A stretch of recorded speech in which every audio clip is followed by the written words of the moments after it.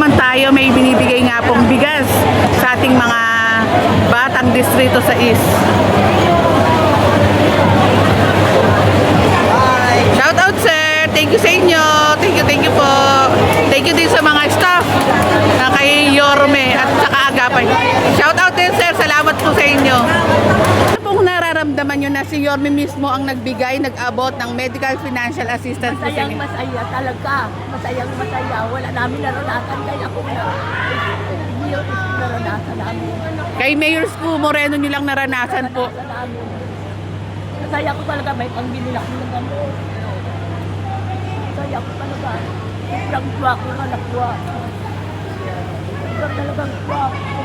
Nakita ko nga kanina si Nino. Hindi lang mayakap si Nino na may pangbili ko gamot, may pang-ultrasound ko, may pang-x-ray. Ano lang, malayo.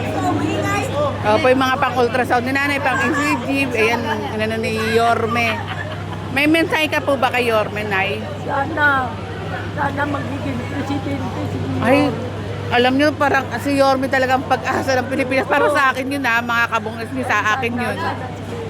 Kasi si Yorme talaga ang talagang public servant talaga eh. Ano sabi talaga si Yorme yan, kaya Lacuna hindi namin naranasan sa Lacuna yan. Barangay lang ng mga ano. Ano po ulitin na po natin kay Lacuna po, hindi nyo po naranasan, mga ano lang po. Yorme lang namin naranasan ang ginhawa sa buhay. Opo. Kaya naiiyak-iyak ka, talagang kasi si Yorme mismo nag-abot ng tulong, ibang politiko nagtatago pa nga, baka magbigay, pero si Yorme Sa ibang politiko, nabulsa na yun, ma'am. Nabulsa na. ibang-iba talaga si Yorme no, na he's the best. The best na the best. The best na the best. Salamat nanay, naiiyak si nanay. Hindi lang may bigas din uwi si nanay. Ayan. Salamat nanay, ingat po. God bless you po nanay.